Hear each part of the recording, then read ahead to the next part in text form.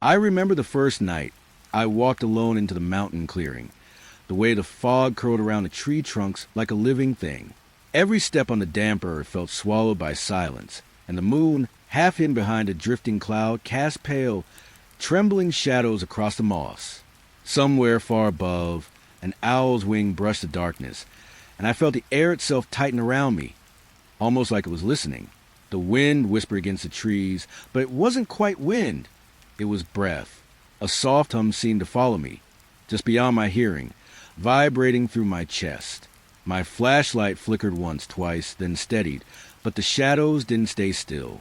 They moved in ways that didn't belong, folding over each other, disappearing, only to appear again when I blinked. I thought I was alone. I thought it was just the forest playing tricks on a tired mind. But then at the edge of the clearing, I saw something crouching. Something impossibly still, yet waiting. The fog thickened, swallowing the ground beneath it, and I realized I wasn't supposed to be here. That's when I saw it. It was late, the kind of late where the world feels emptied out. I remember the mountain path, narrow, steep, curling between the trees like a secret. The air was pale with fog, a soft blur that moved when I breathed. The pines stood tall on either side. Their needles dripped quietly. Every few steps, a droplet landed somewhere in the mist, like a clock with no rhythm. I had been walking for hours. Or maybe it just felt that way. There was no sun, only a dim silver light, pressed flat against the fog. The air smelled like wet bark and something faintly metallic. My footsteps sank into the damp earth. Each one came back to me, echoed softly, as if someone else followed just out of sight. At first, I thought it was my imagination. The way the fog moves, you start hearing things. Your own breath, stretched thin, becomes a whisper. But then I heard it, a voice, quiet, almost kind. It said my name. Not loud, not clear, just enough to make me stop. The forest held its breath. Even the wind seemed to pull back, waiting. I listened. There was nothing for a moment, only the faint rustle of the branches above me, like fingers brushing together. Then again, my name, closer this time. It sounded like me. I don't know how to explain it. It wasn't an echo, not quite. It had a warmth, a weight to it, as if someone had taken my own voice and whispered it back, just a heartbeat late. I tried to laugh it off, tried to tell myself it was the mountain playing tricks. But laughter doesn't come easy in air that cold. The fog began to thicken, swirling around my knees. It brushed against my coat like something alive. The path seemed narrower, though I couldn't tell if it really was, or if the trees were leaning closer. The pines creaked softly, old wood, tired and full of secrets. And beneath it, a faint hum, low, constant, like something waiting beneath the soil. I looked behind me. Nothing moved, but the air felt disturbed, as if something had just stepped aside, letting me pass. Every sense sharpened. I could taste the damp air, feel the static at the edge of my hair. And in the fog ahead, I saw a shape, not a full figure, just a darker patch within the gray. It shifted when I blinked, like it was aware of being seen. I froze. For a long moment, neither of us moved. The fog curled between us, thick and slow. My breath trembled in front of me, and then disappeared, swallowed whole. The figure tilted slightly, as if listening. Then I heard it again, the whisper, not my name this time, just a string of words I couldn't make out, but they had the rhythm of thought. Familiar, too familiar. It was like hearing myself think. From somewhere outside my body, my throat felt dry. My pulse echoed in my ears, and for a second I thought it might answer that too. I took one step back. The whispers stopped. Another step, and the forest sighed. All at once, the fog shifted. The shape was gone, but I could still feel it, that quiet awareness, following from somewhere between the trees. The path widened suddenly, spilling into a small clearing. Here the fog thinned, and I could see the sky, faint and pale like bruised glass. I thought that stepping into the open would feel safer. It didn't, because even in that empty space, the whispers didn't stop. They just changed. Now, they came from the pines themselves, from the needles brushing together, from the soft fall of dew onto the earth. Each sound seemed to form a word, a thought, a breath too close to my own. I realized something then, something quiet, but certain. The voices weren't trying to call me closer. They were trying to remember me. Every echo, every murmur. It was a forced way of keeping what I heard, repeating it until it became part of the air. And I had spoken so much while walking, whispered to myself, thinking no one was listening. But something was, something patient, something that lived in the stillness between trees. Now, as I stood there, the whispers had learned my voice too well. They didn't need me to speak anymore. I turned back down the path. The fog shifted aside, almost gently, like a curtain being drawn. And as I walked away, I could hear myself, still there behind me, whispering into the pines, over and over, until my name didn't sound like mine anymore. Just another breath in the mist, another thought caught between the trees. The mountain was quiet again, but I don't think I left it alone. I reached the clearing just before dusk. The path had thinned, the trees fallen away until only a ring of trunks stood around me. Tall, unmoving, silent. The air felt heavier here, still but alive. Each breath carried something faint beneath it, a vibration, low, persistent. At first, I thought it was the wind caught in the branches, but there was no wind. The pines were perfectly still. Not a sway, not a whisper, only that hum, somewhere below hearing, like the air itself was breathing through me. The fog was lighter here, stretched thin across the ground. It gathered in shallow pools, rippling when I stepped through it. It clung to my shoes, my hands, my breath. Every exhale made the mist pulse faintly, as if responding. The clearing wasn't large, just enough space for a few trees to stand apart, their roots tangled and exposed. And in the middle, a patch of pale grass, flattened as though something had rested there. The hum deepened when I looked at it, almost as if my eyes made it stronger. It pressed against my chest, humming through my ribs, steady and patient. The light began to shift, not from the sun, that had long disappeared behind the ridge, but from the trees themselves. Between the branches, faint streaks of pale light flickered, not steady, not natural. They flared and dimmed like something testing how to glow. Each flicker sent a tremor through the fog. I could feel it in my skin, a vibration that wasn't quite touch, wasn't quite sound. It made the fine hairs on my arms lift. Somewhere to my left, the dry crackle of movement, small feet scurrying through the undergrowth. I turned just in time to see a rabbit bolt across the clearing, then another and another, tiny shapes vanishing into trees, tails flashing white before the dark swallowed them. Even the insects were gone. No chirps, no rustle, just that low hum, growing slower, deeper, almost steady enough to be a heartbeat. I stood very still. Something about stillness felt safer, as if movement might draw attention. But the fog moved anyway. It slid between my ankles, curled around the fallen branches, then began to rise, smooth, deliberate, as though being pulled upward by invisible threads. The pale light behind the trees flickered again, once, twice, then held. It wasn't white, not exactly. It was softer, something between silver and blue, like moonlight reflected on glass. It shimmered against the trunks, making the bark look wet, and through it, something glided. No footsteps, no form, just motion, a soft distortion, like heat above asphalt. It moved slowly, almost curiously, through the glow, and wherever it passed, the light bent. I couldn't tell if it was close or far. The fog made distance a lie, but I could feel it watching. The hum shifted when it turned. Higher, thinner, like a breath drawn in. My chest tightened.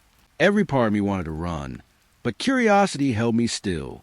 The vibration grew until I could feel it behind my eyes. It was almost a melody now, a steady rhythm that swelled and faded like a tide. I thought I heard something inside it. Not words, just tone, intention. The thing moved again, across the fog, gliding, never touching the ground. The air around it shimmered, bending in slow waves.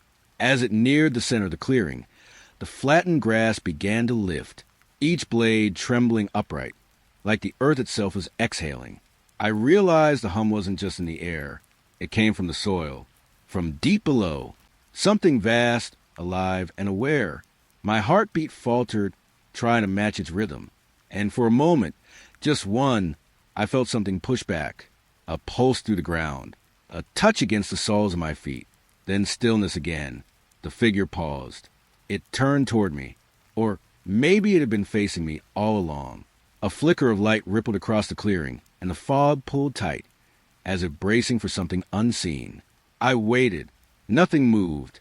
Even a hum fell quiet, thinning into silence, so complete it ached in my ears. And then a faint shimmer drifted toward me. Slow, weightless. It stopped just in front of my face, a thread of pale light twisting gently in the air. It wasn't cold. It wasn't warm. It simply existed, hovering, humming softly, as though tasting the space between us. I reached out, not to touch, just to see if it would move. It did. It slid back, gracefully as if leading me, and before I could think, I stepped forward. The hum returned, softer now, surrounding me like a whisper. The pale light pulsed once, and the fog drifted aside to make room. Everything felt suspended, unreal, but calm. The clearing hum beneath my feet, alive, endless, patient. I could feel it waiting, not hungry, not cruel, just curious. And I realized so was I. The fog came early that night, too early for autumn. It rolled through the trees like breath, heavy and slow, until everything around me blurred into shades of white and gray. The path was barely visible, just a faint stretch of earth beneath my boots, glistening with damp. I could taste the wet air, bitter pine, cold metal, and something faintly sweet. Each step made a quiet press into the soil. Soft, careful. I moved slower than I meant to, afraid of losing the path completely. Somewhere ahead, the forest sighed. Branches creaked, bending under the weight of mist.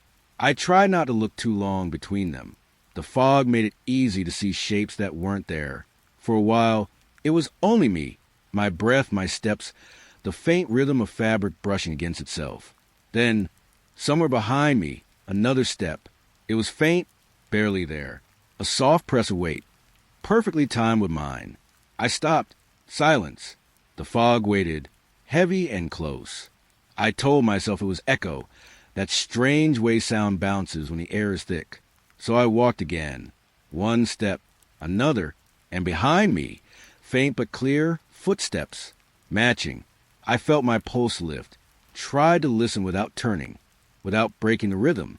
Maybe a stray animal, maybe a trick of the ground. But then the rhythm changed. It was subtle, half a beat faster. A step that landed just after mine, like whoever was following hadn't yet learned how to walk in sync. I slowed down. They didn't. The air around me grew tighter, as if the fog itself was leaning closer to listen. Every instinct told me not to look back. But curiosity has a way of sounding like bravery when you whisper to yourself. I turned. There was nothing, only white, a pale emptiness that swallowed everything past a few feet. Still, I could hear it. Not steps now, but the faint rustle of movement. Soft, measured, like someone shifting their weight just out of sight. The fog swirled around me. Cold tendrils brushed my hands, my neck. I could feel my heartbeat in my fingertips. I waited, hoping the sound would fade. But it didn't. When I started walking again, it followed, a fraction too late, a fraction too close. I tried to match it, then break it, speed up, slow down, take uneven steps. It copied everything, but never perfectly. The offbeat made it worse, like hearing your own voice play back slightly delayed. Familiar, but wrong. The ground began to slope upward. I used that as an excuse to breathe harder, to focus on the ache in my legs instead of the thing behind me. But with each breath, the air grew colder. Each exhale came out white and hung in front of me too long, like it didn't want to leave. At the top of the hill, I stopped again. The footsteps didn't. They continued, 2, 3, for steps more, then stopped somewhere very near. I felt it before I heard it. A faint pressure against the air, as if something large had just arrived and was deciding whether to move closer. I held my breath, waited, listened, nothing, and then a whisper, not words, just a hush of breath brushing through fog. It came from behind my left shoulder. So close, I could feel the air shift. I turned sharply, but there was only mist. It folded and drifted, reshaping itself, as if something had moved through it, and was now standing still. My throat felt tight. My body wanted to run, but the fog made every direction look the same. I took one step backward. The ground was slick beneath my boots. Another step, then I froze. Something brushed against the edge of my sleeve. Not the wind. The touch had weight. A faint outline flickered inside the fog. Tall, human, maybe, but it shifted too easily, like it was made of the mist itself. I blinked, and it was gone. The footsteps started again, slow this time, circling. The sound moved to the fog like it had shape, soft and deliberate, closing in one uneven rhythm after another. My chest burned. I could barely breathe through the cold. Then silence. The world held still. Even the air seemed to pause. I waited, counted seconds that felt too long, and stepped forward. Nothing followed. Another step. Still nothing. I almost let out a breath when the footsteps started again, but this time they were ahead of me, moving away, fading deeper into the fog, until all I could hear was a soft rhythm disappearing into nothing. The mist slowly began to thin, and for the first time, I saw the faint shape of the path reappear beneath me. I didn't follow the footsteps. I just kept walking, quietly, carefully, trying not to listen too hard. But every so often, when the wind shifted through the trees, I could still hear it, that faint, uneven echo, somewhere behind the mist, waiting for me to stop again. The forest changed after nightfall. Not louder, not darker, just aware. The fog had thinned, but the air still held that quiet weight, a silence that pressed against the ribs that made every breath feel borrowed. I'd wandered deeper than I meant to. The trail was gone, swallowed by roots and moss. Only the faint smell of pine and wet bark told me I hadn't left the world completely. The trees above were taller here, their branches knit together like ribs closing over something sacred. The little light that reached through came in soft, trembling lines, pale as milk, cold as breath. For a while, I thought I was alone. Then the feeling started. That quiet prickle between my shoulders, like heat without warmth, like attention. I slowed my steps, letting the forest listen to me the way I listened to it. There was no movement, only the steady creak of the pines, old wood shifting against itself. But somewhere high above, I could feel it, a weight, a gaze. I looked up.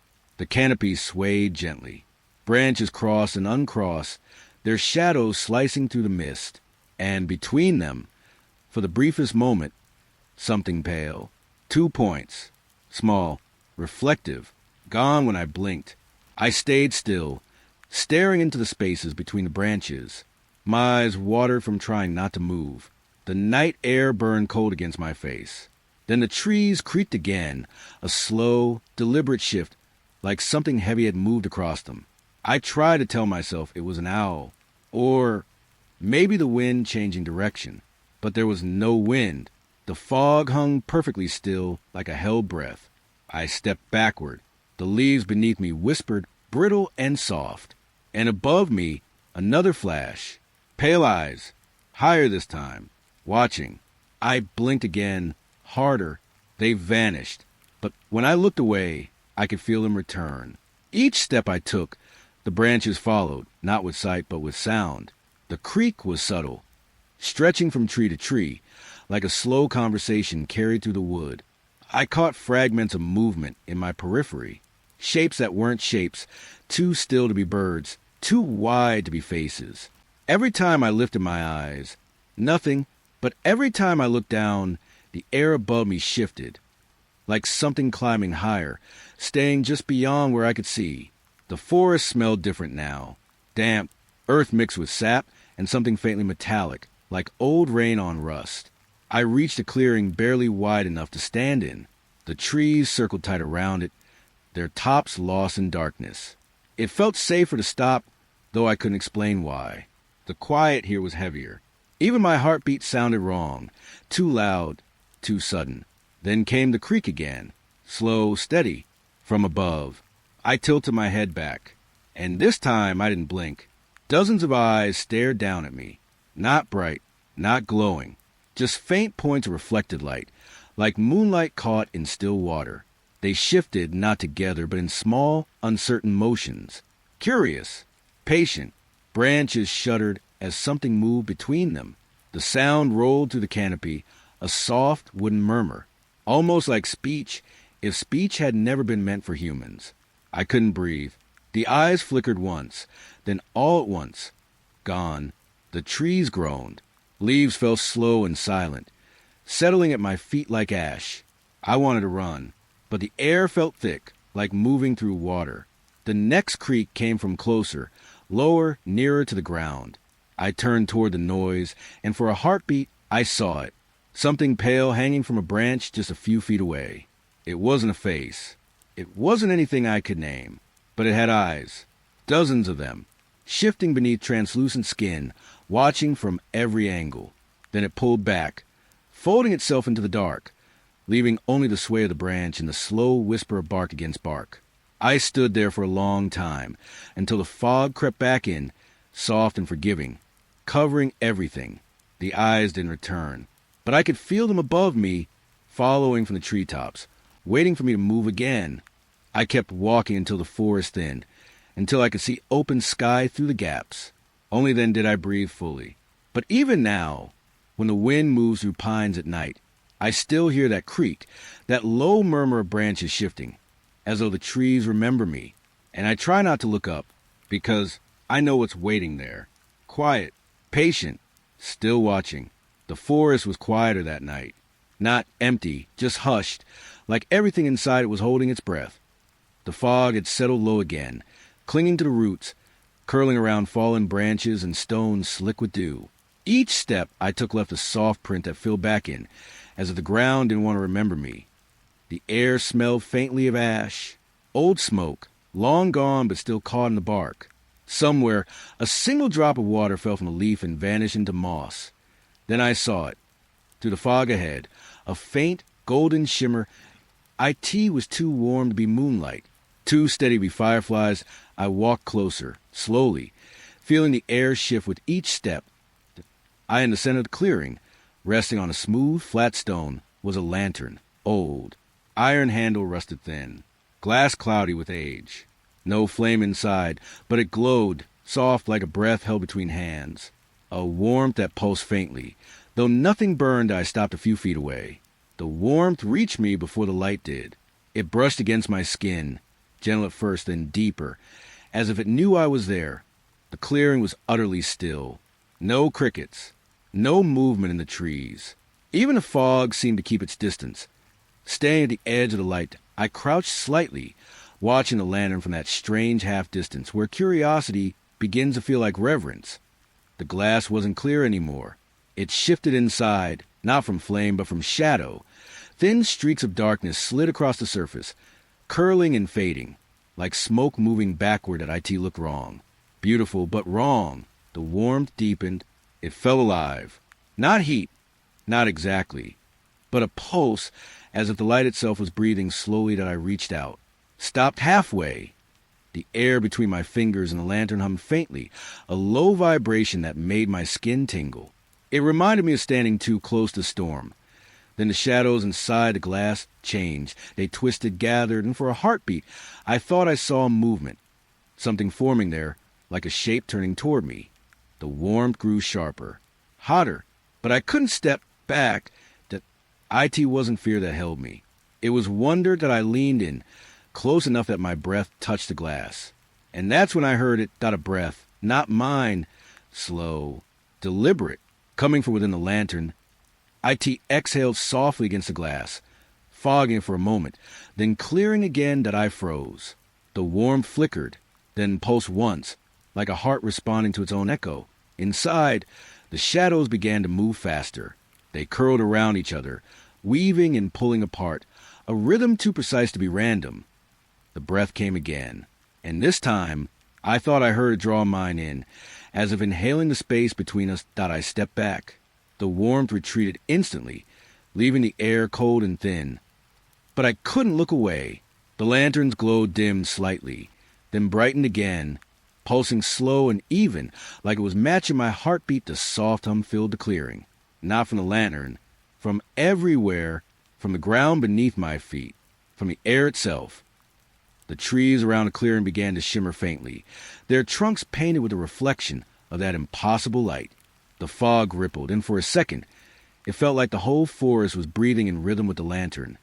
The shadows inside the glass stilled, no longer twisting, just watching that I couldn't see eyes, but I could feel the weight of attention. It wasn't cruel. It wasn't kind either.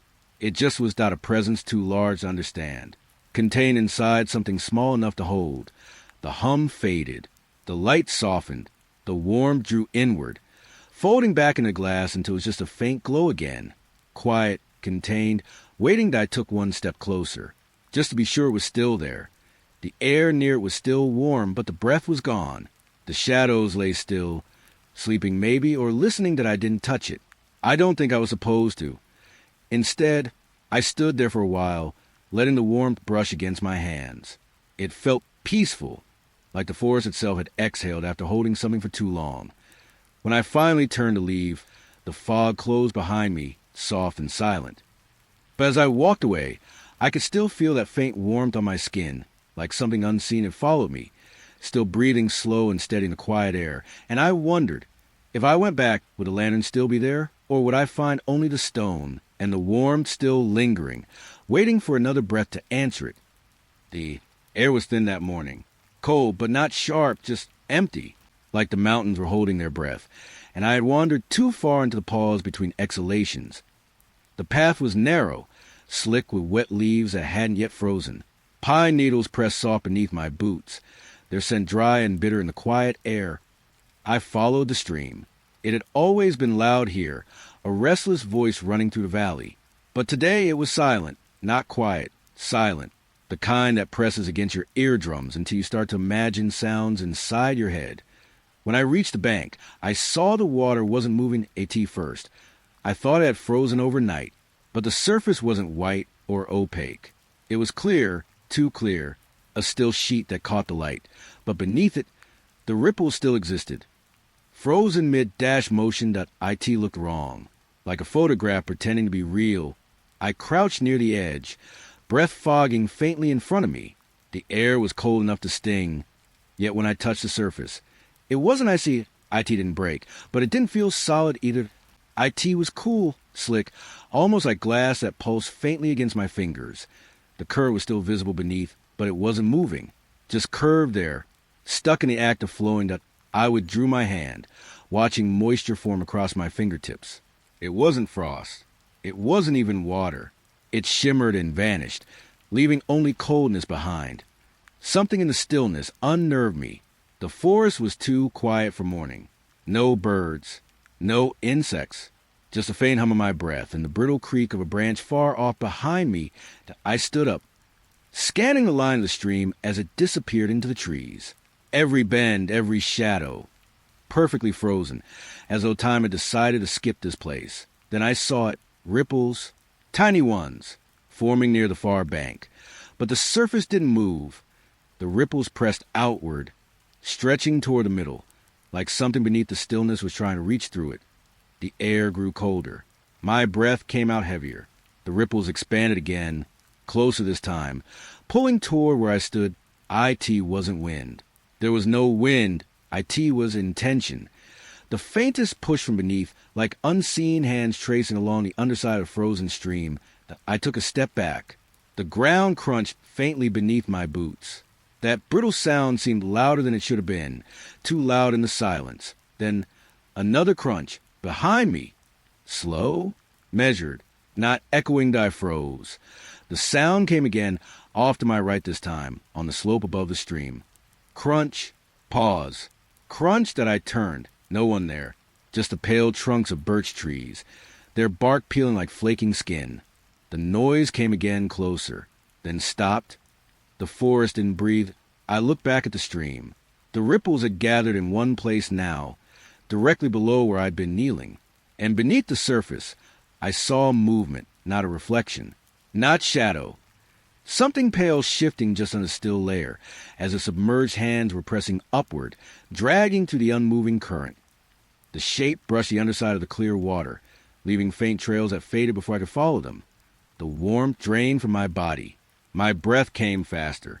But even as fear tightened in my chest, I couldn't step away.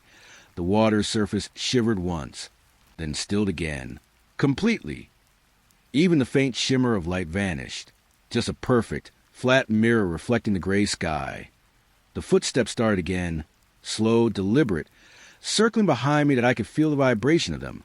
Not on the ground, but in the air, like something pacing just beyond what I was allowed to see. I turned sharply, expecting a figure. There was none. Only the forest, still and colorless, and my chest ached from holding breath I didn't realize I'd been keeping.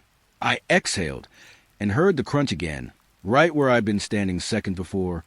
The stream was silent now, completely smooth. The shape beneath was gone. Only the reflection of the trees stared back at me, their branches twisted and black against the pale sky. I stepped backward slowly, each movement cautious, careful not to break whatever fragile balance I'd entered. To the edge of the clearing, the sound stopped following me. The silence returned, heavy, absolute. When I finally turned to leave, I could still feel the cold pressing at my back, like unseen fingers resting just above the surface of the stream. And as I walked down the trail, the quiet followed, steady and weightless, the kind that doesn't end when you leave, but settles inside you, waiting. It was early morning when the fog came down the valley, thick and pale, like milk poured over glass. The trees disappeared first, then the hills, then everything else. That I was walking the old forest path, the one that cut through the pines and followed the stream bed. It was quiet there, always had been, but that morning it felt emptied, like the fog had swallowed all the sound it touched. Even my footsteps were soft, muffled. I could feel the ground beneath my boots, but I couldn't hear it. The air clung to me, cold and damp, heavy with the scent of wet bark and moss. I stopped once to listen. No birds, no wind, just the slow hum of my breath and the faint beating of my heart. Then I saw a movement ahead that ached first. I thought it was a fog shifting, the way mist curls and folds on itself. But it wasn't that. It was something else. Something pale. It drifted between the trees, a faint shape, taller than a person, narrow and smooth. No edges, no steps, just motion. That it moved forward, slowly, gliding, like the fog had chosen to take form. For a moment, I froze. Watched. It didn't vanish like tricks of the eye usually do. It stayed, drifting just far enough ahead that I couldn't see its face. If it had one, that the instinct to turn back came quickly, but my legs didn't move. There was something strange about it, not threatening, not yet, just wrong. That I took a step. The figure moved. Same direction, same speed. That I stopped. It stopped. For a moment, I thought maybe it was my reflection, fog and light playing tricks, some echo of movement bouncing through the haze. Then it turned, not all the way, just slightly, enough for me to know it had noticed. I felt it before I understood it. The awareness, like the air tightened between us, and the fog grew heavier around my shoulders. That I started walking again, slow, careful steps. My breath clouded in front of me, and I kept my eyes on the figure. It stayed just ahead, always the same distance, always gliding. That I tried to make sense of it. Maybe someone else had gotten lost in the mist. Maybe they couldn't see me. But no matter how quiet I tried to be, I knew I was making sound, the faint brush of branches, the whisper of damp earth underfoot, and yet it moved perfectly with me. Every time I slowed, it slowed. When I stepped left, it drifted left.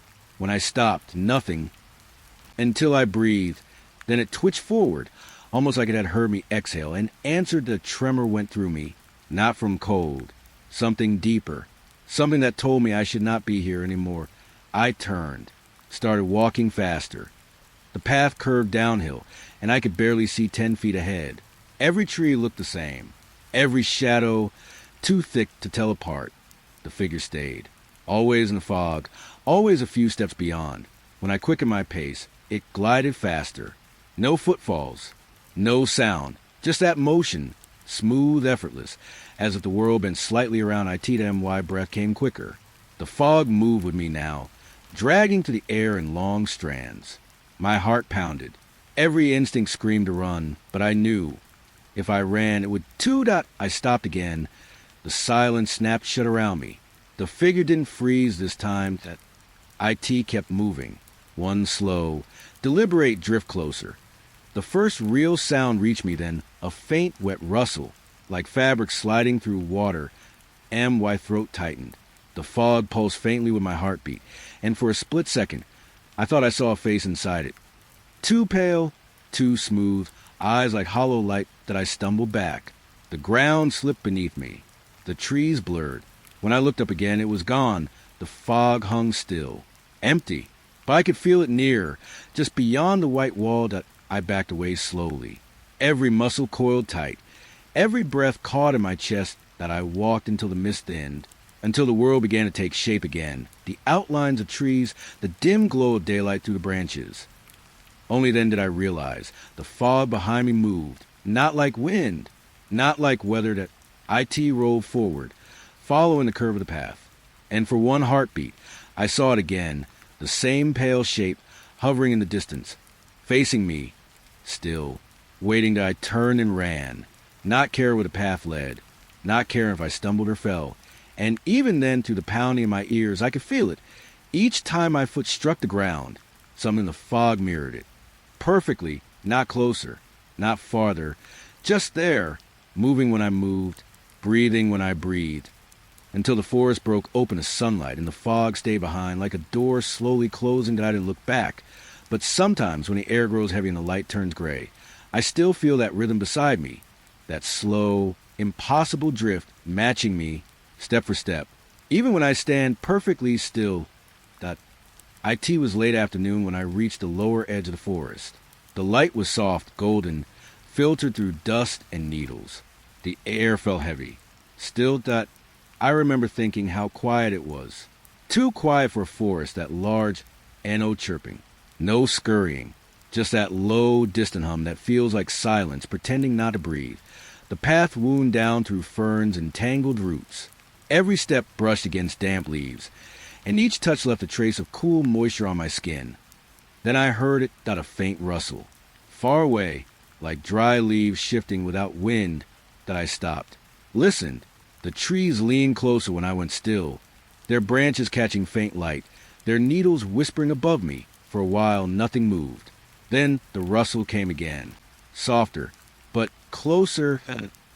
IT wasn't the steady motion of an animal. It was uneven, like something small, and then not small, something dragging across the earth, then pausing. Listening back, the air changed with it, colder in my lungs, thicker in the back of my throat. I looked down toward the base of the trees. Between roots, the underbrush shivered, dry twigs snapping one by one. In no pattern, no rhythm. There was nothing there, not that I could see. Only faint outlines that disappeared when I tried to focus. Like the shapes didn't want to be looked at directly. I took a step forward. The rustling stopped. The silence that followed felt alive, like it was pressing against my ears, waiting for me to move again. When I did just one small step, the forest answered. Rustle, scurry, pause. Something darted behind a stone to my right. Then another behind me. A faint shift of soil. A flicker of shadow that I turned slowly. Everywhere I looked, the ground seemed to move just before my eyes reached it. The shapes never fully there, only suggested. Like the forest was breathing through them, I crouched low, trying to see. The earth smelled of rot and sap. Cold moisture clung to my fingertips. A bead of water slipped down a leaf, and for a second, I thought it was an eye watching me, reflecting the pale light. Then came the whisper, so soft, I almost mistook it for AI. IT drifted between the trees, thin and broken, like a thought escaping someone else's mouth that I couldn't make out words. Only the rhythm, low and careful, as if warning me not to move. That I stayed still. Even breathing felt wrong. The rustling grew again, but now it surrounded me. Not loud, just everywhere. The brush shivered to my left, then to my right. Something slipped through it, too quick to see, too real to imagine. Every part of me tensed. I could feel the tremor underground, a faint, crawling pulse that didn't match my heartbeat. When I turned toward the clearing ahead, the shadows there looked different, layered, like outlines of many small things huddled together. Watching that, I blinked once. They vanished. But the whisper didn't. It rose again, closer this time, almost inside my ear. A breath brushing across the side of my face, point one word. Half-formed. Gone.my body moved on its own. Slow steps backward, careful not to break the fragile quiet. And still, the forest moved with me. Every retreating step stirred another rustle, another shifting patch of ground. As if the forest floor itself was following, I could feel something behind the layers of leaves. 1,000 tiny movements, threads pulling through soil and stone. Then, for the first time, the wind returned. It came sudden and cold, weaving between trunks, lifting the fog that had begun to settle. It carried something with it that'll whisper again, but clearer. Not words this time, just tone. A warning that didn't need to speak, that my breath caught. Every part of the forest fell still. The way animals do before a storm. I waited. For movement. For sound. Nothing came. Only the faint echo of that whisper fading and the quiet under the trees, settling back into stillness. I turned to leave. The path was longer than I remembered. The light had gone gray. Halfway down, I looked back one last time. The underbrush rippled once. Just once. Like something shifting deeper beneath the surface. And then gone. The forest was silent again. Too silent. And as I walked, the wind carried one last, faint breath past my ear, not words. Just intent. Cold. Careful. Listening. I didn't turn around. But I knew the forest was awake now, and it knew my name, the forest thin near the ridge. I remember how the air felt there, drier, colder, as if even the wind avoided that place. The trees opened into a clearing, and in the center of it, half buried under moss and vine, stood a cabin. It leaned slightly to one side, its roof sagging, its windows blacked out with grime. No smoke, no tracks, no sign of anyone for years. I don't know why I walked toward it. Curiosity, maybe, or something quieter, something that felt like remembering. The grass crunched beneath my boots. It was brittle, frost clinging to each blade. The door was half open. Hinges rusted, splinters lifting where the wood had split. When I stepped inside, the air changed. Cold, still, but full of something else. Something that clung to my throat, like the faint breath of someone already gone. The room was small. Dust floated in beams of pale light. Everything inside was wrong. The chair sat balanced on one leg, leaning against the wall. As if caught mid-fall, a set of plates lay on the floor, not broken, just arranged in a perfect circle, each one turned slightly toward the center. And above them, a lantern hung from a ceiling beam, its glass smeared with soot, but flickering faintly. Even though there was no flame, I watched it for a long time. It swayed once, slowly, as if reacting to my breath. I stepped farther in. The air grew heavier, thick with the scent of wet earth and old iron. There were footprints on the floor, just one set, leading deeper to a narrow hallway that leaned left. Something in me said not to follow, but I did. The hallway walls were covered in old newspaper, ink faded, edges curling.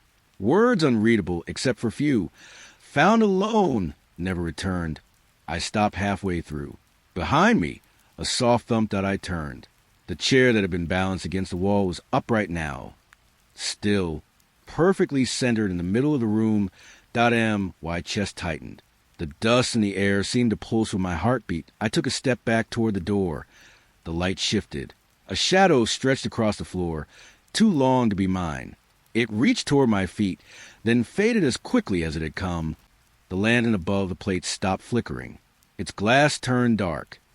Everything went still again. I should have left then. I know that. But something about the place felt like it remembered me. In the far room. A mirror leaned against the wall, cracked down the middle.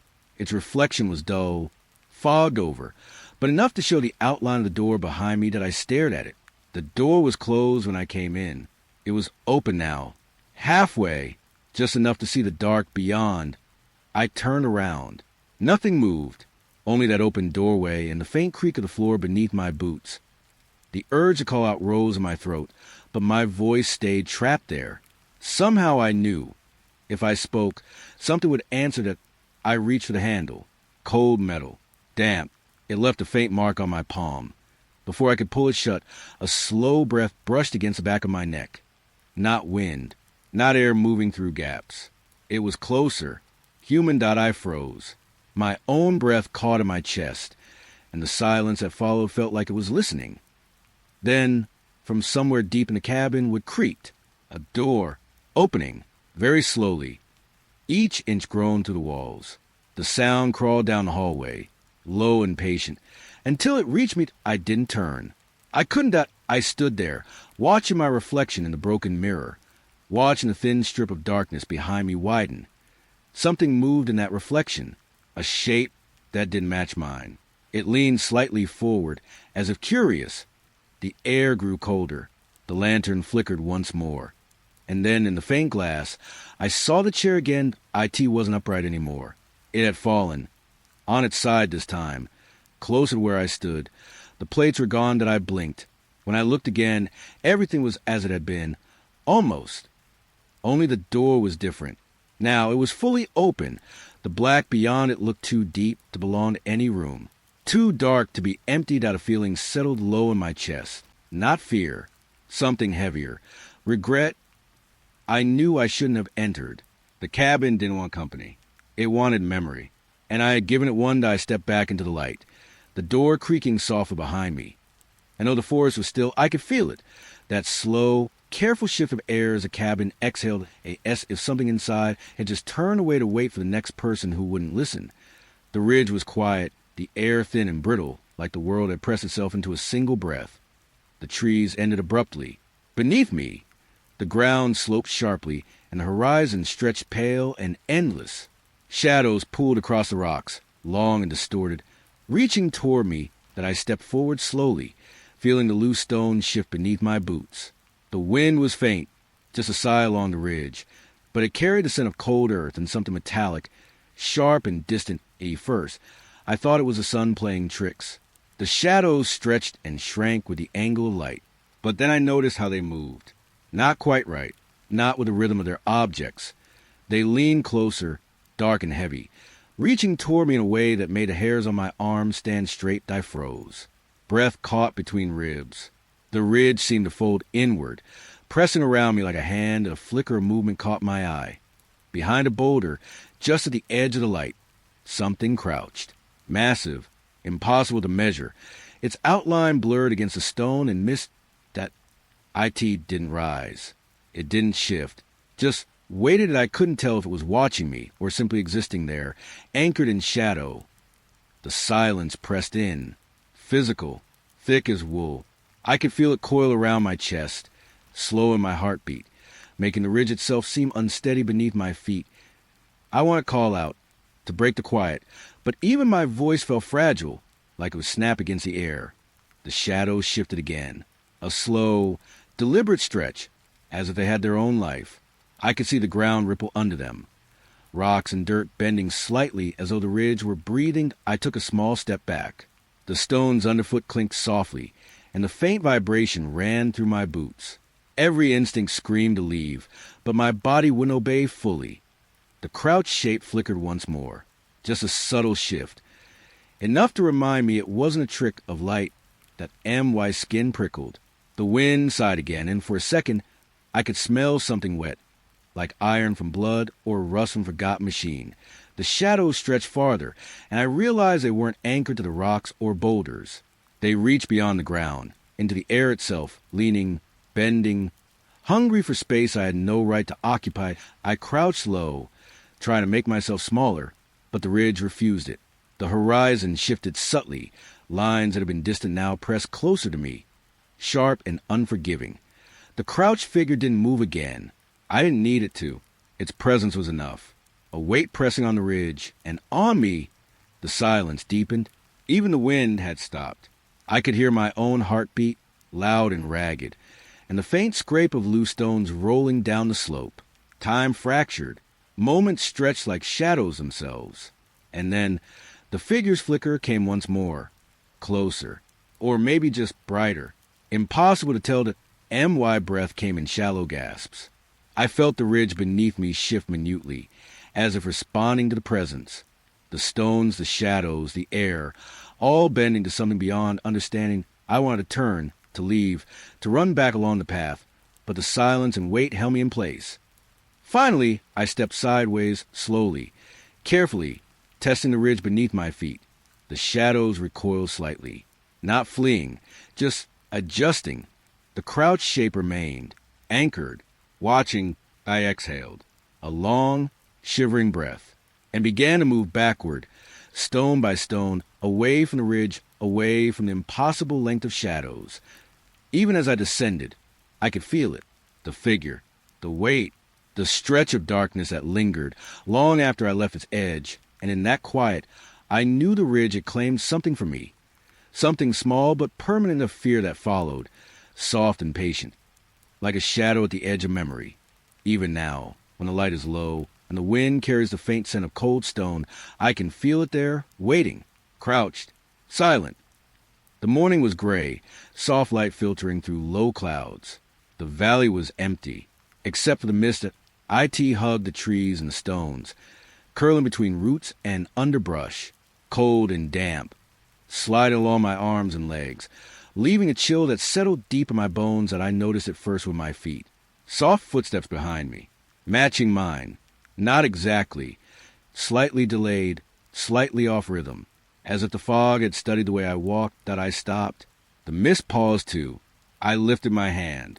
It mirrored me, curling around the fingers, pressing against the palm like a careful echo that I breathed. The fog tightened, as if holding its own breath in response. There was a faint smell, wet stone, and something faintly metallic, like iron buried beneath leaves, that I moved forward again. It flowed with me, not behind, not ahead, with me. The forest around me was quiet, but the fog was alive. It whispered that at first it was soft, almost indistinct.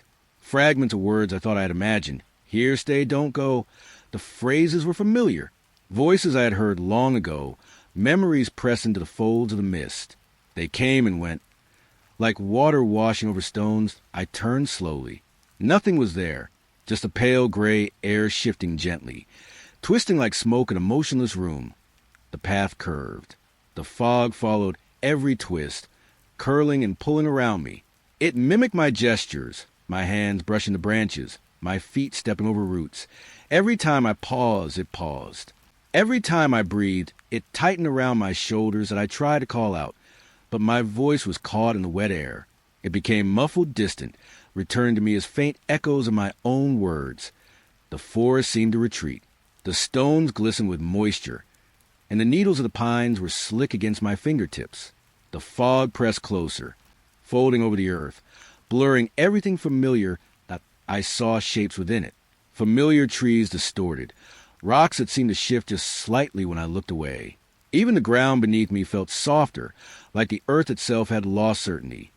Footsteps again, closer, not mine, or maybe mine, mirrored perfectly. A voice brushed the edge of hearing. Stay, we are here. I froze. The mist seemed to pulse against my skin. I could feel movement where nothing should be, pressure like fingertips along the back of my neck. That I stepped forward. It flowed with me. I lifted a hand. It rose with mine, curling around the fingers, warm and wet, squeezing slightly, as if trying to understand my intent. I wanted to escape, to move faster, but the fog slowed me, wrapped around my legs, light as smoke, heavy as water. Every step forward was mirrored, every pause noted, every breath held and returned.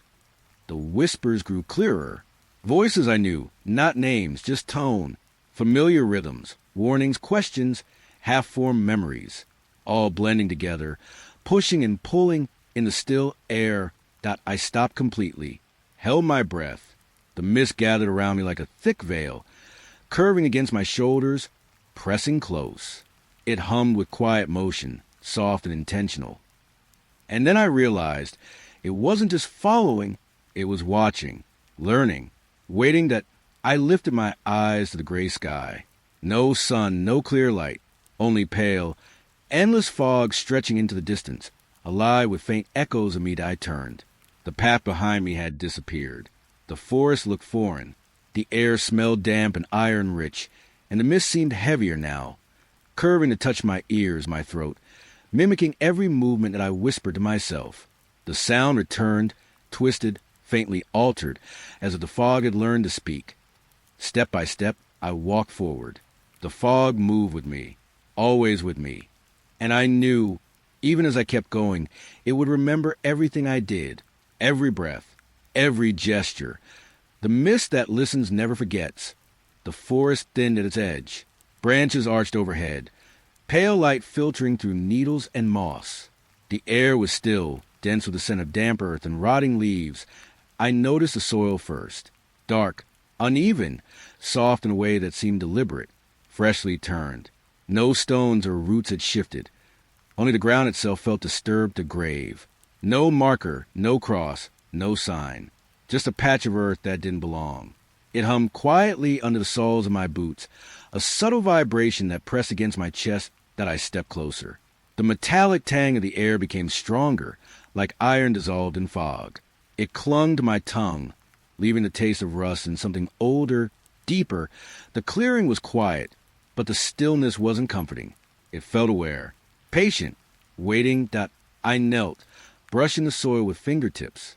Cool, moist, soft enough to sink slightly, but firm enough to suggest weight below. Something moved, not a sound, not a shadow. A brush against my leg, soft, deliberate, like a hand sliding over cloth that I froze. The air pressed in, every breath caught, every nerve alive to the faintest shift that I looked around. Nothing visible. No trees swayed. No branches creaked.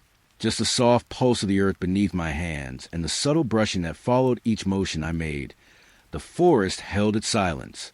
Even the wind had stopped. Leaves hung motionless on thin stems, spiderwebs catching the pale light, their threads trembling ever so slightly that I could smell the soil clearly now. Wet loamy, and beneath it, the faint tang of metal and decay. It wasn't just the earth. Something beneath it exhaled, a slow, patient hum that I could feel along my spine. That I took a step back. The brush returned. Warm, cold, impossible place. Sliding along my calf, pressing against the outside of my boot. The taste of iron rose sharper in my mouth. I swallowed, but it didn't lessen. The forest smelled tighter now, heavier, like it was bending into watch. To press closer with every heartbeat, I reached out toward the disturbed soil. A soft pressure resisted my fingers, like the earth had weight beyond the soil itself. An expectation, a presence. The clearing seemed smaller with every breath.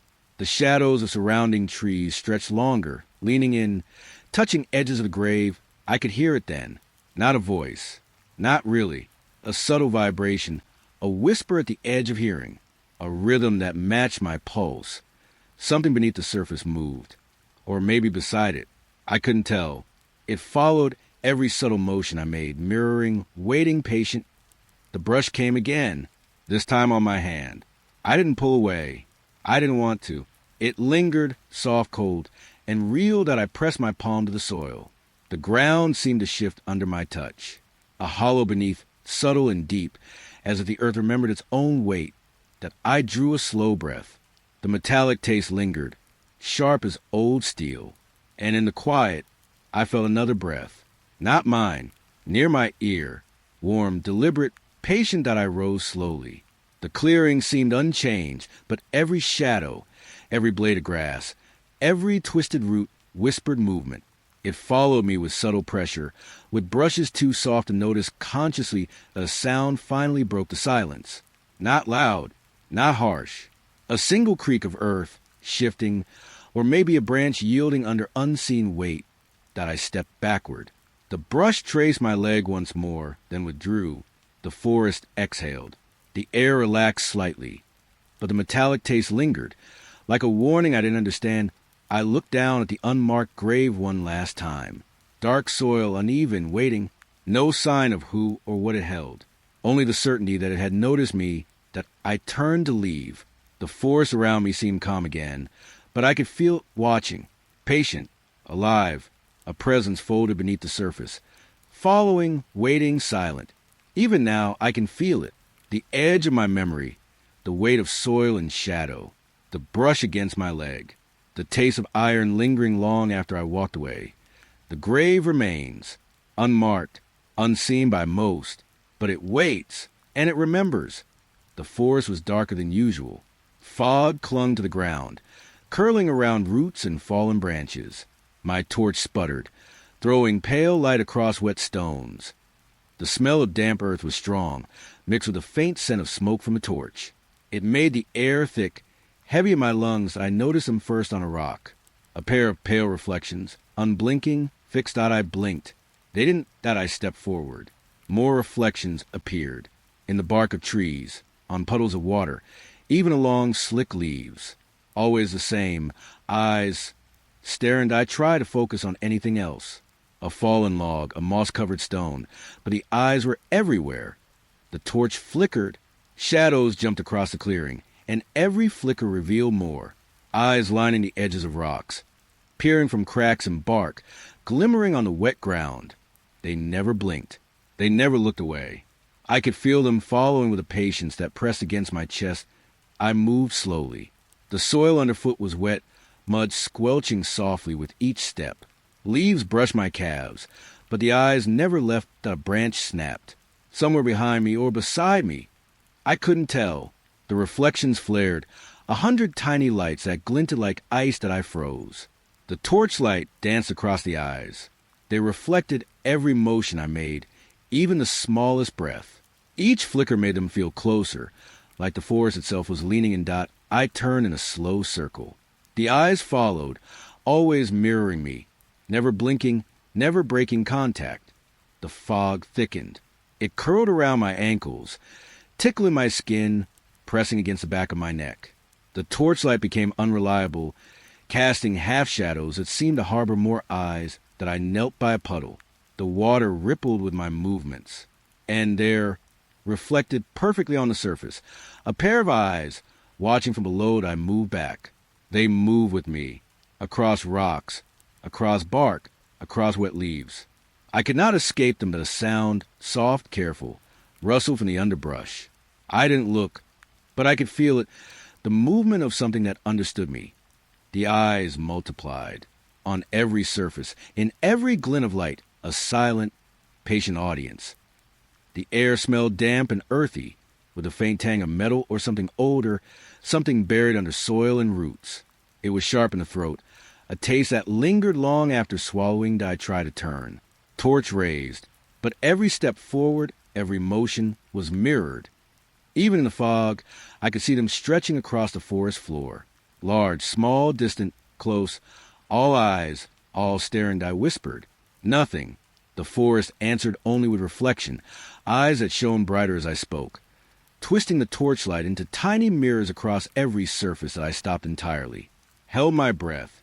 The fog pressed in, soft and wet, and the eyes stayed. They waited, patient, unblinking, ever present. I felt my heart hammer. Each beat echoed against stones, against roots, against a multitude of reflections. And in that echo, I could almost hear them breathing. The torch sputtered again. A sudden flare revealed them all at once. Rocks, trees, puddles, countless eyes, impossibly wide, filling the forest, filling the space around me. That I wanted to look away. I couldn't. I took a step back. The eyes stepped with me. Every flicker of flame, every motion in the fog brought them nearer. Though they did not move, and I felt the forest hold its silence. Not windless, not empty, just a weight pressing, patient, unbroken, immense in its stillness. And in that weight, I realized the truth. The eyes never leave. They never blink. They wait. For me, the forest thinned where the creek wound through the clearing. Pale light filtered through wet branches, glinting off water that moved too quietly to be natural. That I approached slowly. The air smelled damp and mossy, with a faint metallic tang that clung to my tongue. Each step pressed into soft mud, leaving a faint imprint that vanished almost immediately. The water murmured, not in the way a stream babbles, but in whispers, names, fragments of phrases, sliding over rocks, under roots, and brushing against my ears. That I bent closer. The murmurs grew more distinct, sibilant, gentle, coaxing. Words I thought I had forgotten folded themselves into the motion of the creek. The surface shimmered. Ripples reflected the pale light. But beneath, faces pressed against the water. Not solid, translucent, shifting as if the creek breathed them in and out, eyes opening and closing, lips moving with faint murmurs, always pale, always fleeting that I reached toward the water. It rippled against my fingers, cold and slick, but somehow alive.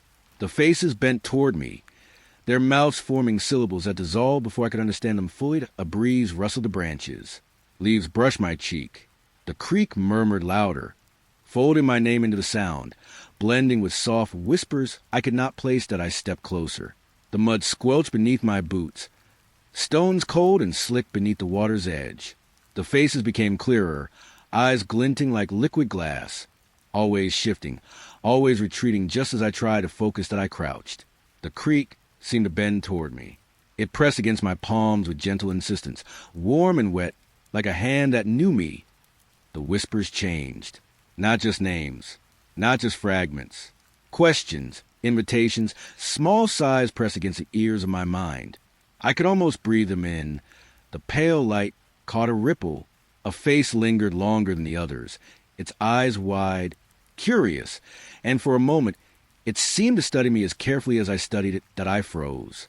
The creek murmured my name again, a long, drawn note that trembled to the water, to the mud, to the wet leaves underfoot. I tried to pull back, but the water seemed to hold me. Ripples lapped against my boots, cool and deliberate, shaping the edges of the creek around me. The faces shimmered, folded into the water, and the murmurs became almost musical. Soft, fluid, impossible to ignore. Every ripple carried a fragment of voice, folding together in patterns I couldn't comprehend. I leaned closer again. The metallic taste in the air sharpened. The scent of wet earth, of moss and stone, mixed with something older than the forest itself. Point one face emerged more clearly, its eyes following mine with gentle insistence. Lips moving, forming shapes that dissolved into water. A breath, cold and wet, pressed against my cheek that I stepped back. The creek remained. The murmurs continued, names and fragments flowing endlessly. Faces beneath the surface twisted and shimmered, never solid, never fixed, always moving just beyond comprehension. The forest seemed still. Even the wind held its breath. The creek murmured my name softly, curling through the roots, under the stones. Touching the mud like a delicate hand, I stayed for a long time, watching the water, feeling the whispers brush against my mind, soft and patient. The faces lingered, pale and transient, and the murmurs carried the sense of something larger than me, older than memory, waiting quietly in the folds of creek. Finally, I rose. The water moved around my boots, rippling gently as if sighing at my departure. The faces receded, fading into the flow, but the murmurs followed me, soft and persistent, folding into every breath I took. Even now, when the creek is only a memory, I can hear it whispering names and fragments, pale faces beneath the surface, watching, waiting, softly murmuring in endless motion. The forest was quiet, fog curling between the trunks like pale fingers. The earth smelled damp and earthy, soft underfoot, giving slightly with each step that I noticed a hollow tree before anything else. Its trunk was wide, ancient, blackened in places. A cavity gaped at me, dark and deep, and yet it pulsed at a slow rhythm, like a heartbeat pressed into the wood. I could feel it in my chest, in the tips of my fingers, even through the soles of my boots. The air around it shimmered faintly, wet and heavy. Leaves hung still, but the branches reached subtly toward me, as if sensing my hesitation that I stepped closer. The pulse grew stronger, a vibration that resonated along my spine. I could smell the hollow, with decaying, faint mold, and something else, something metallic, almost coppery, hidden beneath the rot. The cavity seemed alive. Eyes? I couldn't tell at first, but the sensation was unmistakable. I was being watched. Inside the hollow, or perhaps behind it, a presence lingered, patient, unseen that a breeze stirred. It rustled the branches above, but even as leaves trembled, the hollow pulsed steadily, insistent and slow, like it remembered every step I had ever taken, and I crouched slightly, peering into the darkness. Shadows twisted along the inner bark, forms shifting just beyond recognition. Every flicker of pale light reflected briefly on something smooth. Eyes, yes, eyes staring back. They didn't blink. They didn't move. They only observed a faint hum rose from the hollow, almost imperceptible, threaded through the smell of wet wood and earth. It pressed against my chest, against my ears, and I realized the pulse was more than heartbeat. It was intention. Branches extended slightly, not violently, not sharply, but subtly, deliberately, like limbs leaning in to feel my presence. A touch that wasn't contact, but suggestion. I stepped back, soft footsteps pressing into the moss and mud. The hollow pulsed still, uninterrupted, eyes tracking each movement I made. The forest seemed to hold its breath, watching with me that I reached toward the trunk, fingertips brushing rough bark. The pulse moved under my touch, stronger, slower, like it was aware of me physically, emotionally, even spiritually. A low rustle ran through branches. The hollow seemed to shift slightly, its opening contracting in subtle waves, as if drawing the forest in with it. I inhaled. The air smelled heavier now, damp and metallic. Clinging to the back of my throat, I leaned closer, drawn despite the unease. Eyes in the darkness followed every inch of me. Some glimmered faintly with pale light, some only hinted at presence, but all of them were aware. All of them waited that I withdrew my hand slowly. The pulse didn't stop. The branches didn't retract. The hollow remained patient, alive in its silence. The fog thickened around me, coiling around roots and trunks, but the hollow's pull remained distinct. It didn't chase. It didn't reach further. It only observed, a heartbeat echoing in wood and shadow, watching, waiting, breathing slowly with the forest itself that I turned to leave. Every step carried the hum through my body, through my mind. Even as I walked away, the hollow watched. The branches swayed slightly toward me, as if keeping track. The pulse lingered in memory, like a presence folded into the fog, patient, unmoving, yet alive. I glanced back once more. The hollow remained, dark and quiet, eyes deep within, branches leaning softly, its rhythm steady. I could feel it even now, waiting, remembering, and aware. The forest moved around it, but the hollow did not. It only watched. The wind was restless that evening. It twisted through the trees, carrying the sharp scent of damp earth and the faint tang of moss that I noticed at first as a hum, low and constant, vibrating through the soles of my boots. It wasn't natural, like the forest had taken on a frequency of its own. Each step I took seemed to amplify it. The static grew, subtle at first, then layering over itself. A thin wire sound stretched through the fog. I tilted my head. Faint laughter threaded through the hum, so delicate it could almost be mistaken for wind rustling dead leaves. Yet it carried a rhythm, a cadence that matched my own heartbeat. The fog clung to my ankles, moist and thick, pressing against my skin as if the air itself were aware of me. I could smell the cold wetness, hear the hush of unseen branches. I took another step. The hum changed slightly, a subtle shift, like a signal bending in response. The laughter flitted closer, soft, unplaceable, folding into vibration the wind that I paused. The forest around me seemed to hold its breath.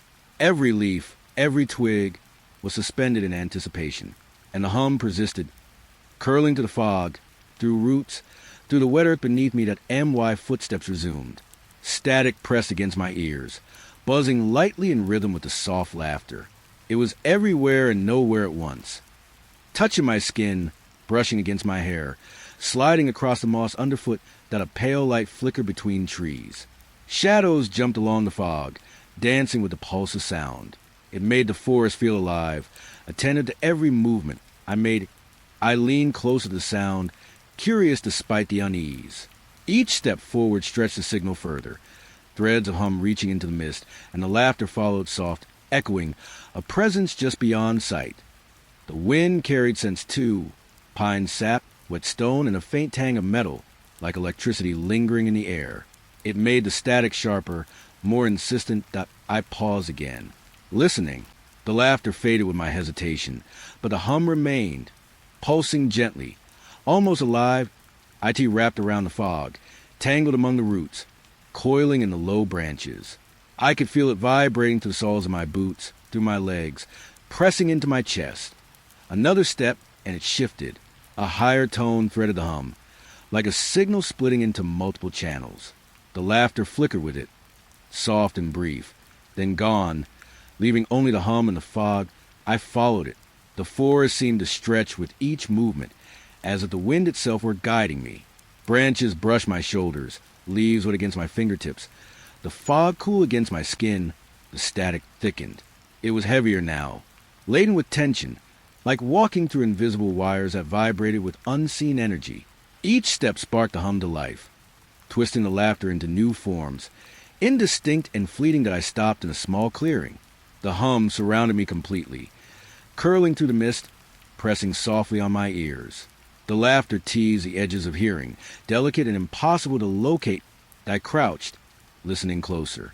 The fog swirled gently around my boots. The ground slicked beneath me. The hum seemed to pulse in time with my breath, each inhalation stretching the thread, each exhalation shaping it into new patterns. I could feel the wind bending around me, carrying the vibration across trees and roots, over the mossy stones, curling in and out of fog. The laughter lingered, soft and teasing, almost like a memory of something I had known. That I rose slowly, letting the static guide my steps forward. The forest felt alive with sound, attentive, curious, patient.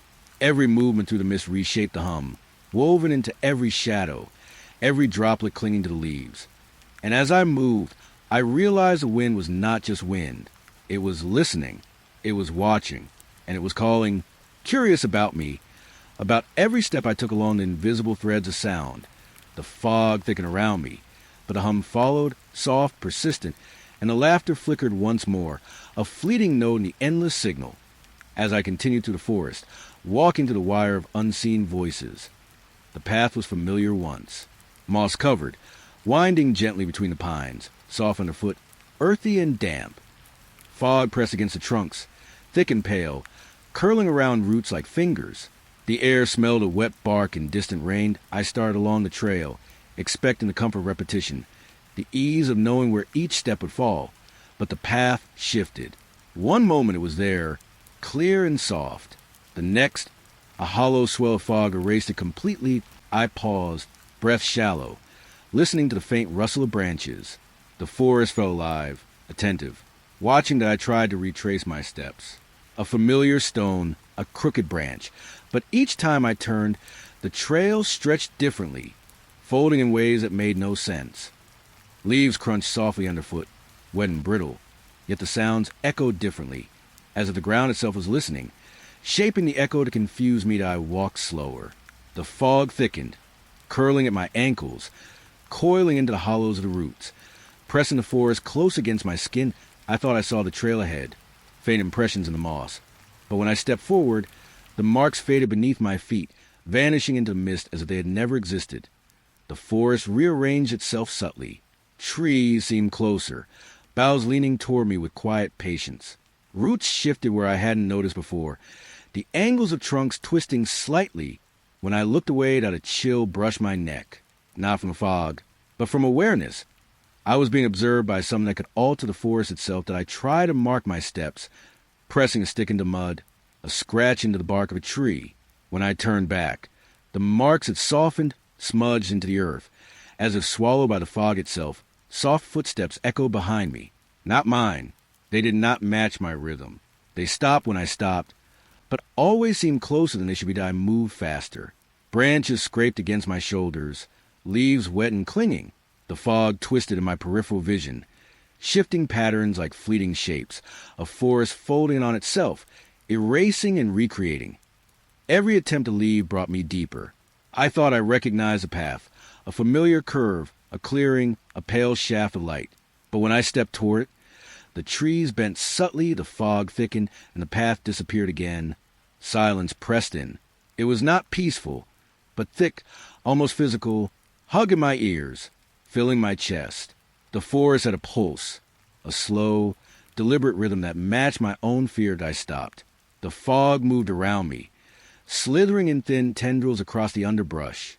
I could feel the presence in it, a patient observer, shaping the world to keep me uncertain, to hold me inside its maze. I tried to remember the trail. I pictured every tree, every moss patch, every soft indentation in the mud. And yet when I opened my eyes, the landscape had subtly shifted again. The familiar erased and replaced with the strange. The shadow flickered just beyond the fog, long, silent, unmoving. I could not see clearly, but I sensed it, aware of me, guiding the forest, pulling the trail deeper into itself. That I swallowed hard. The air smelled of wet earth, moss, and the faint metallic tang of fear. Every step forward felt like stepping into another world, one that mirrored my own, yet rearranged to keep me lost. The path I once knew was gone. Every attempt to return led me further in. The forest watched, the fog listened, the trail vanished, folding itself into the mist, leaving only uncertainty and the slow, pressing fear knowing I might never leave. The forest floor was soft beneath my boots. Mud clung to the soles, cool and damp. Roots tangled like veins, reaching into the earth. The fog hovered low, pale and heavy, folding over the moss and leaves. Every breath felt thick, tasting of wet earth and decay. That I walked slowly. The air was silent, but the silence was not empty. It pressed against my ears, settling into my chest like a weight I could not lift. Something shifted beneath the mud. A ripple, subtle, almost imperceptible. I froze, listening to the faint squelch beneath my feet. Then I saw them, pale hands, thin and ghostly, emerging from the roots. They did not claw or grab. They simply reached upward, waiting, watching. The mud was thick around them, clinging to fingers like skin, hiding the arms, hiding how deep they came from. The forest smelled darker here, damp and metallic, with an undertone of something older. And I stepped back. The fog swirled around my ankles, curling upward with subtle intention. The hands stayed still, pale against the brown earth, and I realized they were not moving for me, but for themselves, as if part of the ground itself had a branch snapped nearby. The sound echoed too sharply in the silence, and the hands twitched slightly in response. I could feel eyes on me, though I knew there were none above the fog. Each step I took made the mud squish and sigh. I tried to move quietly, but the forest was patient, watching through tendrils of root and earth. The hands remained, thin, pale, almost translucent. I imagined their owners buried beneath the soil, but there was no fear in their stillness, only attention. I could hear the faintest pulse in the air, like the heartbeat of the forest itself. I leaned closer, curiosity dragging me forward. The mud was cold against my fingers as I brushed a root aside.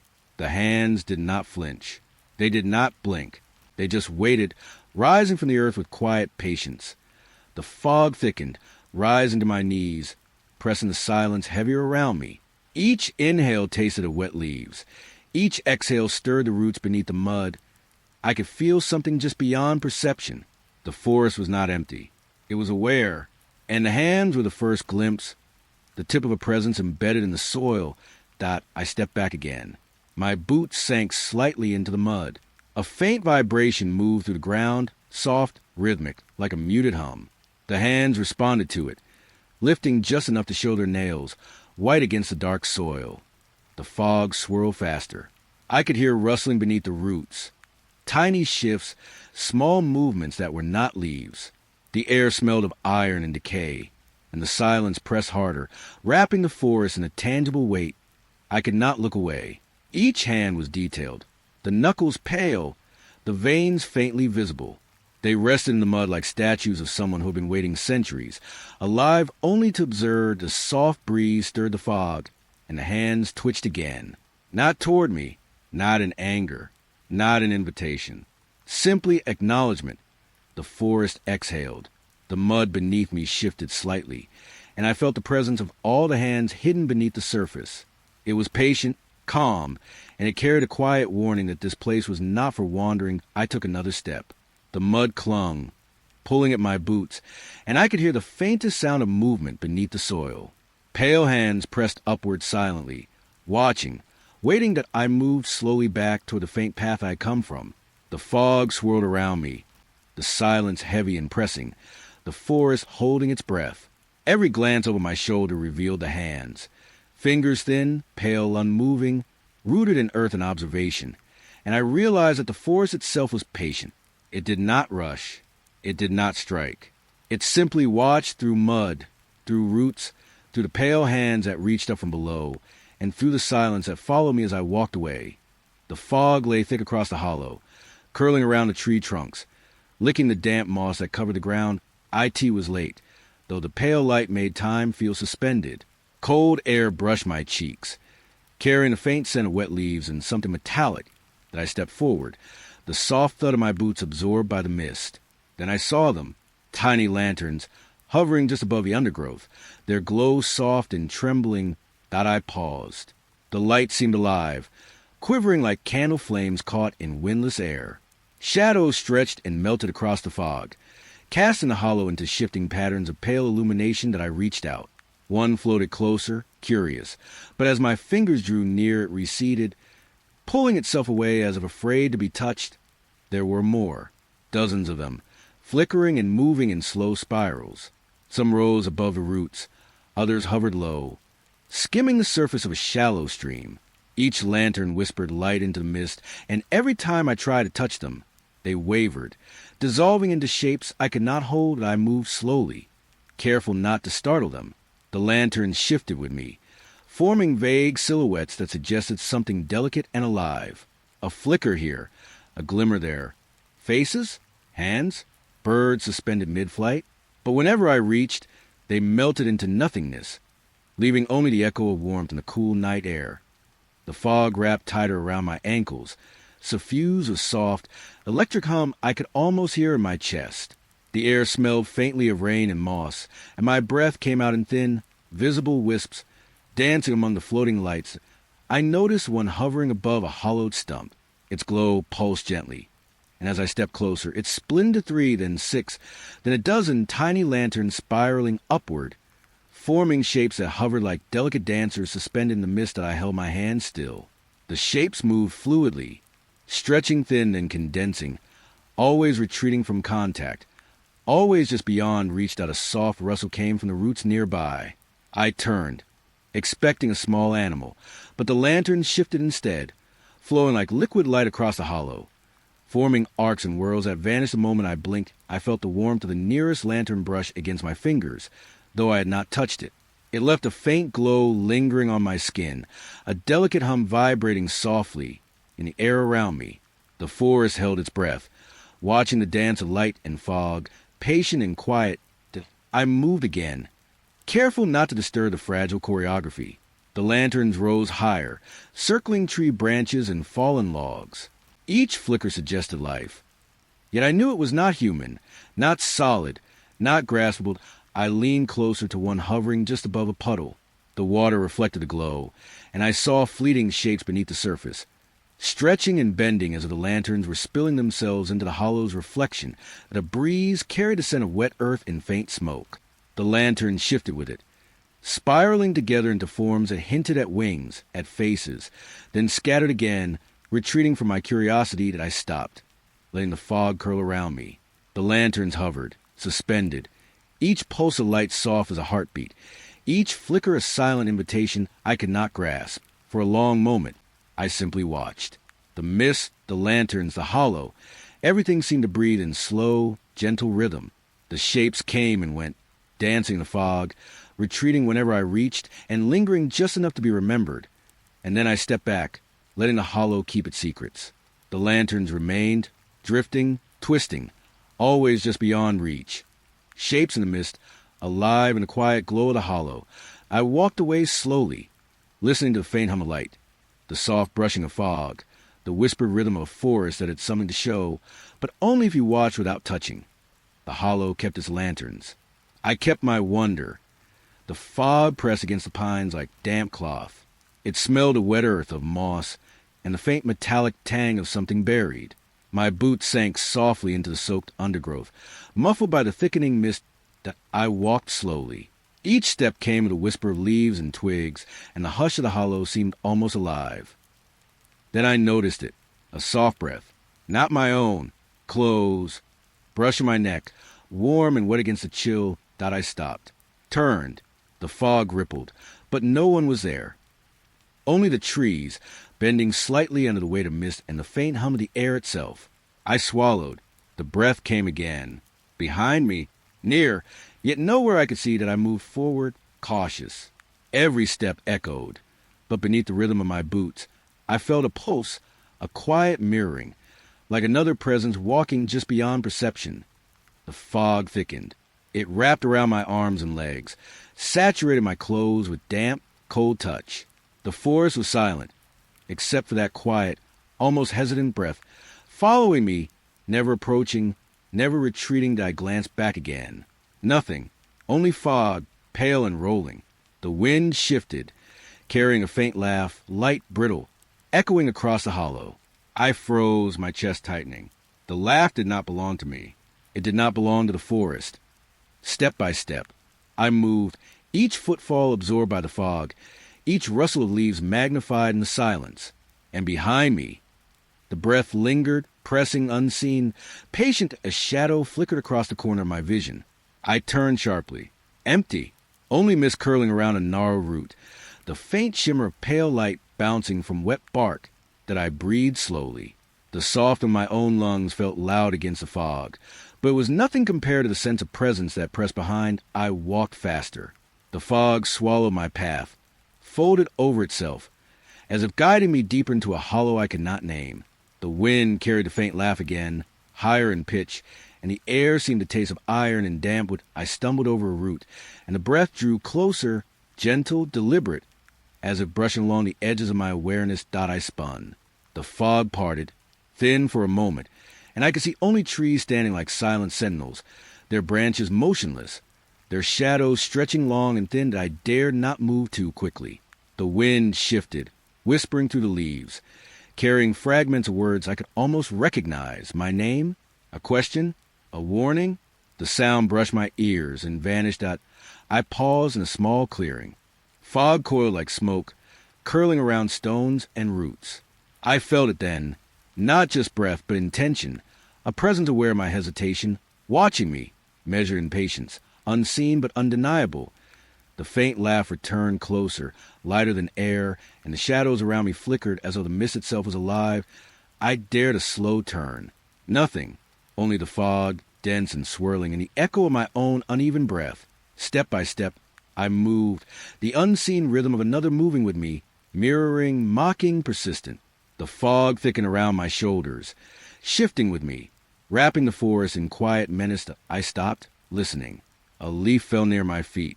A twig snapped somewhere deeper in the hollow. And then a single breath, soft, deliberate, pressing against my spine that I did not move. I did not speak. The forest held its silence, and I realized the fog was no longer just fog. It was aware, it was patient, and it was watching me. That I stepped backward slowly, then forward. The breath followed.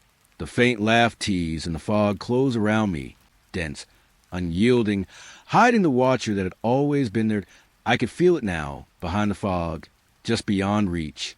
Silent, patient, waiting, and I walked on, aware of every step, listening to hollow echo of breath that was not mine. The valley was small, tucked between low ridges, and a cold fog curled like smoke through its shallow curves. The air smelled damp, earthy, like rain that had never left the soil. I stepped carefully, each footfall pressed into moss and mud, soft, absorbing, yet strangely loud in the stillness. First, it was just silence, a deep, holding quiet that made my ears ache. Then a whisper, thin, faint, carried on the wind. I paused. It sounded almost like my own voice, but the words twisted, broken, like echoes stretched across a mirror. I spoke quietly, a single syllable, and it returned to me warped, distorted, low and high, lingering unnaturally long, then fading into nothing. I walked on. The valley walls pressed close. Mist coiled around the roots of pines and stones. Branches reached softly into my path. The whispers returned, this time closer. A thread of sound brushing along my ears. Not entirely human, not entirely wind. I tried to follow it, but the echoes never came from where I expected. Every call bounced oddly, wrapping around the hollow, returning from behind, above, below. That my breath sounded too loud. Each inhale, sharp and wet, answered by something else, a mimic, something breathing too. Just out of sight. I stopped. The air was thick with damp and decay. A shadow moved across the fog, thin and slipping like smoke through fingers. I whispered my name. It came back, warped, almost laughing, but the voice was not mine. Not really. It was mine, yet wrong. The valley held it, pressed it into the fog, twisting it, echoing it, as if the land itself spoke with borrowed voices. That I took another step. The ground shifted beneath my boots, soft with moss, yielding with hidden roots, and the whispers followed, layered and overlapping, some high and tremulous, others low and humming, all of them mine and none of them mine. I tried to listen carefully. A phrase seemed almost clear, a warning, or maybe a question, but it slipped away as soon as I focused. The wind shifted again, a rustle of leaves, the low murmur of unseen streams, and the echoes tangled with my heartbeat. I spoke again, softly. The valley took it, broke it, returned it, altered. Now it sounded as though someone else or something was shaping my words. I moved forward slowly. The fog thickened, cold, damp, insistent. Each step swallowed in mist. Each rustle returned as a ghost of sound, stretching longer than reason should allow. I glanced at the trees. Pale trunks, dripping with fog, their branches trembling ever so slightly. The echoes clung to them, and somewhere, just beyond reception, a whisper mimicked my own motion. That I stopped again. A hollow sigh of air passed through the valley, carrying my name in phrases I did not speak. They lingered, hovered over the moss and stones, then faded, leaving only the wet smell of earth and the soft static of silence. The valley seemed alive, breathing with me and through me, returning my voice to me as something other. As something almost aware, I stepped forward once more. The echoes followed, twisting, bending, and the fog pressed close, soft, damp, endless. And I realized that the hollow did not just hold a sound. It held me. Every word, every breath, captured and returned, altered, uncanny. A quiet presence I could imitate, that could whisper in ways I could not control. That I kept walking. The fog and echoes pressed around me. A valley alive with voices that were mine and not mine, and I knew it would follow me forever, or until I stopped speaking, or until I vanished entirely into the echoing hollow. The forest was damp, heavy with late autumn fog. Fallen leaves soaked with rain clung to my boots. A chill ran through the air, pale and slow. I walked quietly. The mist curled around the trunks of trees, sliding across moss like a living breath. At first, I noticed nothing. Just the soft rustling of leaves and the faint hum of the wind through bare branches. Then I saw it, not directly, only in the corner of my eye, a figure lingering, pale and still, like a shadow stretched in against the fog. That I turned. Nothing, only mist and wet earth, the hollow smell of damp wood, and moss. I moved forward, each step soft, careful, the mud sucking at my soles. I caught a glimpse again. In a puddle, a shimmer, a shape standing just beyond reflection. I blinked. It vanished. The fog pressed closer. Cold moisture clung to my skin. Breath formed faint clouds in the quiet air. Every reflection betrayed it. Water pooling in depressions on the forest floor, polished stones, even the pale shine of leaves. There was always at the edge of perception. I whispered to myself. Words carried away almost before they left my lips. The voice of the wind answered, soft, distant, echoing my fear back to me. Branches shifted above, swaying without wind. I could hear them murmur, the subtle static of leaves brushing against one another, or perhaps it was a figure, moving unseen. That I stopped. Silence became solid, almost touchable. The figure lingered, always just beyond direct sight. Its presence filled the spaces between trees, between shadows, between my heartbeat and the next. I tried to look directly. Every time the figure dissolved. A smear of fog, a whisper of shadow, and then nothing. Only the smell of wet pine and earth. Only the press of cold air against my neck. A puddle rippled under my foot.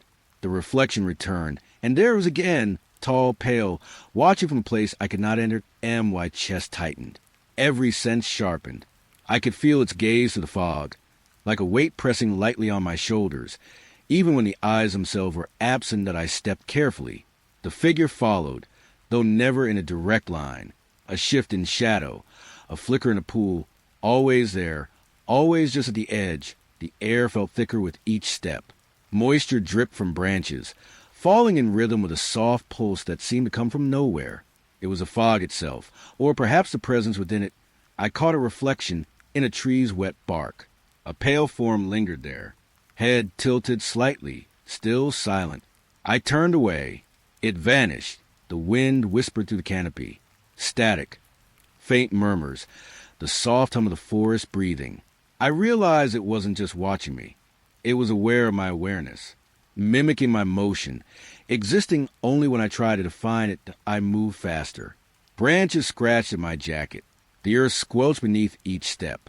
Even so, glimpses remained, a faint figure shifting with the fog, vanishing when confronted, returning when ignored. The hollow smell of damp earth grew stronger. Puddles reflected pale light, each one holding the lingering figure's shape. I reached out, but the water was smooth. Emptied, I stopped, held my breath. The fog thickened, curling around my legs, around the trees, around me. The figure remained the periphery, silent, patient, dread pooling beneath the skin that I exhaled slowly. The mist swirled, and the forest returned to its whispering quiet. But I knew it was still there, always just beyond focus, a presence defined by absence, watching, waiting, a figure that could never be directly seen that I walked on. Every reflection, every shadow, every shimmer in the fog reminded me. It lingered, and I was never alone. The forest was quiet, but not empty.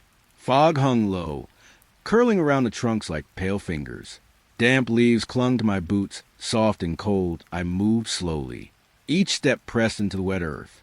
The air smelled of moss, soil, and something older. Then I noticed it. A glint, a shimmer, a shape that didn't belong to bark or branch that A&I, embedded in the trunk of the nearest tree. Wide, unblinking, pale light reflecting in its depth, that I froze. The rustle of leaves around me became sharper, the faint hum of the forest more insistent. Another tree, another eye, and another staring straight at me. Though I hadn't moved my gaze, that MY breath quickened, clouds of it forming in the chill. I tried to look away. I looked to the side, to the ground. Still, they followed. The eyes weren't hidden, but they weren't entirely visible either. Sometimes half covered by knots or moss, sometimes catching the fog just enough to glint that I whispered, though I did not know if anyone could hear. The wind carried my voice, bending it, turning it into soft echoes that seemed almost familiar. The forest felt alive in a way that made my skin crawl. Leaves shivered without wind. Branches creaked as though murmuring. The eyes, they were everywhere now that I stepped carefully, each movement deliberate, listening to the soft crunch of wet leaves, the distant drip of water from the canopy above. Every time I shifted my gaze, a new set of eyes emerged. On a fallen log, a boulder slick with rain. In the fog, glowing faintly that I tried not to panic. I told myself it was a fog, the reflection of light, the imagination of someone alone for too long, but the sensation of being watched was too strong. A pulse at the back of my neck, a chill moving along my spine. The eyes didn't blink, they didn't turn, yet they always knew where I was looking. A gaze that seemed patient, ancient, and aware of every thought I could not hide. I slowed my steps further, each breath drawn slowly through the damp, earthy air. The forest became static, a frozen hum vibrating through my body that I tried to count the eyes. Impossible. They appeared where none had been before, shifting with the fog, twisting the pale light, until every trunk held one that branch brushed against my shoulder. I flinched. The tree beside me held a particularly large eye, its pale iris glinting in the diffuse fog. I could feel its stare, a presence heavier than silence. Pressing in through the mist, I took another step, and another. Every time I dared to look anywhere else, the eyes followed. The wind whispered, barely audible through the rustling leaves. A soft hum, a sigh that could be my own, but stretched and warped into something alien. I realized then that there was no escape, no place to look where the gaze would not reach. The forest itself had become aware, each tree a sentinel, each eye a witness that I stopped moving. The fog pressing closer, moist and cold. The smell of damp earth filled my lungs, mixed with a faint metallic tang of something older. I stared at a single trunk, its eye following me with calm, unblinking patience. Even as I closed my own eyes, the gaze remained. The forest waited. The fog curled around me. Every tree held an eye, every eye held me, and in that quiet, I understood I was never alone. The mist shifted, a branch creaked, and the eyes followed I returned to the clearing. The place felt smaller somehow, as if the fog had folded the world on itself. The air was damp, carrying the scent of wet earth and old leaves. A faint hum lingered, low and steady, like a heartbeat I couldn't place. Objects I remembered, stones, a fallen branch, a lantern, were not where I had left them, shifted, slightly, but enough to unsettle the familiarity. The lantern flickered, pale light spilling in hesitant pulses. Shadows stretched and twisted, moving across the clearing as if alive. Though the air was still that I stepped closer. My boots sank slightly in the soft moss.